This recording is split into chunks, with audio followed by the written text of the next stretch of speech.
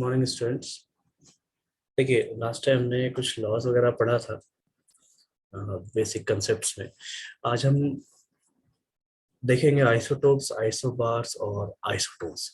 तो इससे पहले हम लोग कुछ जनरल चीज़ों को देख लें, जनरल चीज़ों को समझ लें। जैसे एटॉमिक नंबर क्या होता है, ठीक है। एटॉमिक नंबर किसे कहते हैं, one second. Then atomic mass किसे कहते हैं, एटॉमिक मास।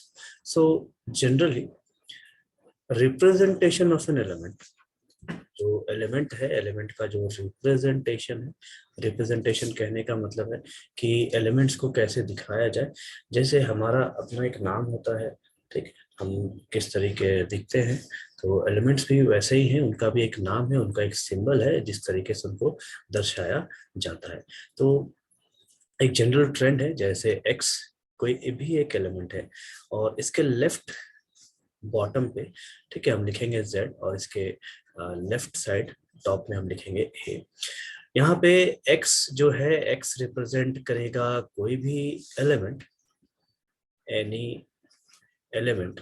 और जो z है, z का मतलब होता है यहाँ पे एटॉमिक नंबर, z का मतलब होता है एटॉमिक नंबर,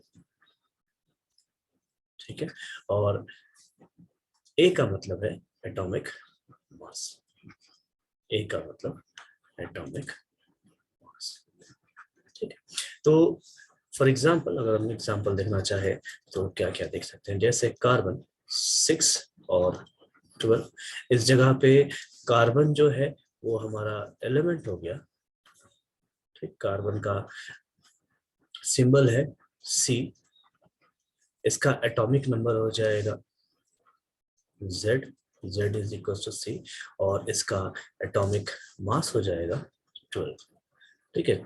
तो A इज इक्वल टू 12। इसी तरीके से हम नाइट्रोजन को दिखा सकते हैं। अगर हम नाइट्रोजन को देखना चाहे तो नाइट्रोजन हम ऐसे लिख सकते हैं N 7 और 14।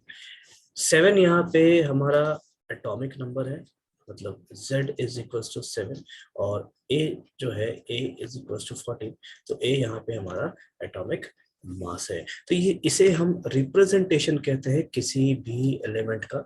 जनरल रिप्रेजेंटेशन क्या है, तो X, Z और A। X यहाँ पे कोई भी एलिमेंट हो सकता है, Z यहाँ पे एटॉमिक नंबर है, और A यहाँ पे एटॉमिक मास है, ठीक है।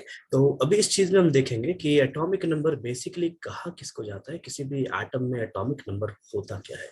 तो किसी भी एटम में जो एटॉमिक नंबर है, एटॉमिक नंबर बेसिकली कहा जाता है उसके इलेक्ट्रॉन और उसके प्रोटॉन को, ठीक है। मतलब हम कह सकते हैं कि जो एटॉमिक नंबर है वो बराबर होना चाहिए किसके, तो नंबर ऑफ प्रोटॉन के, या फिर बराबर होना चाहिए किसके, नंबर ऑफ इलेक्ट्रॉन्स के, ठीक है। ये एक न्यूट्रल एटम की बात की जा रही है, यहाँ पे मैं आयंस की बात नहीं कर रहा, न्यूट्रल एटम की बात हो रही है। तो सपोज कीजिए कार्बन हमने यहाँ एग्जांपल में लिया था, कार्बन दैट इज 6 12।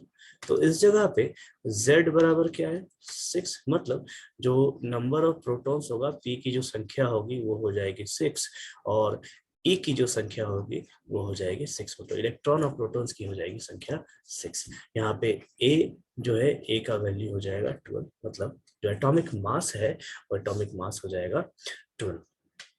तो एटॉमिक मास को हम कैसे डिफाइन करते हैं, एटॉमिक मास जो होता है वो बेसिकली क्या होता है, तो मास ऑफ एनी एटम और mass of the main core that is known as nucleus, ठीक है। न्यूक्लियस को हम कह सकते हैं। तो न्यूक्लियस बेसिकली बना किससे है, ये बना है न्यूट्रॉन और प्रोटॉन से।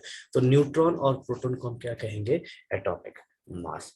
तो इस जगह पे हम न्यूट्रॉन्स की संख्या निकाल सकते हैं। तो न्यूट्रॉन्स बराबर क्या हो जाएगा, न्यूट्रॉन्स को हम लिख सकते हैं, न्यूट्रॉन्स N बराबर A माइनस P। A क्या है, A है हमारा एटॉमिक मास, और P क्या है, P है हमारा प्रोटॉन्स। तो न्यूट्रॉन्स निकालने का ये एक सिंपल सा तरीका है। अब इस जगह पे atomic mass, atomic number discuss इसलिए किया जा रहा है क्योंकि हमें आज जो पढ़ना है वो आज का टॉपिक जो है हमारा वो है आइसोटोप्स। तो आइसोटोप्स में बेसिकली एटॉमिक नंबर और एटॉमिक मास दोनों डिस्कस करते हैं। ठीक है, तो हम चलते हैं अपने आइसोटोप्स के ऊपर। देन आइसोटोप्स क्या है, देखिए इस जगह पे सेम एलिमेंट्स,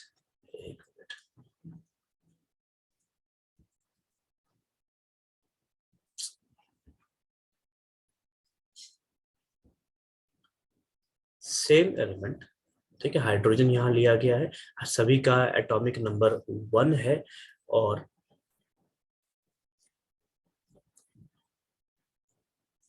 सभी के एटॉमिक मास को देखते हैं। एटॉमिक मास पहले हाइड्रोजन का 1 है, दूसरे हाइड्रोजन का 2 है और तीसरे हाइड्रोजन का 3 है।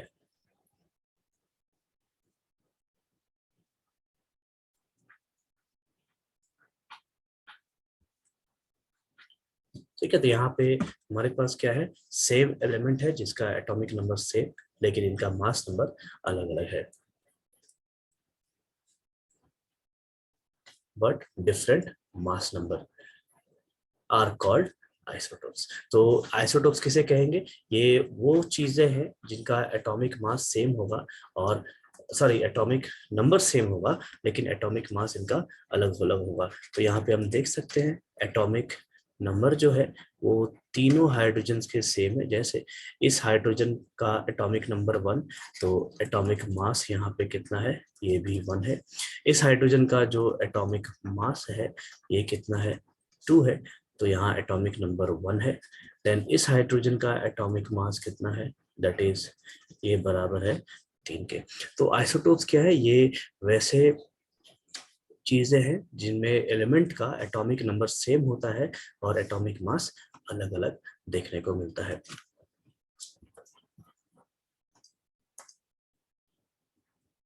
ठीक है, देखिए हाइड्रोजन 1 को हम कहते हैं सिंपली हाइड्रोजन या फिर इसे प्रोटियम भी कहा जाता है।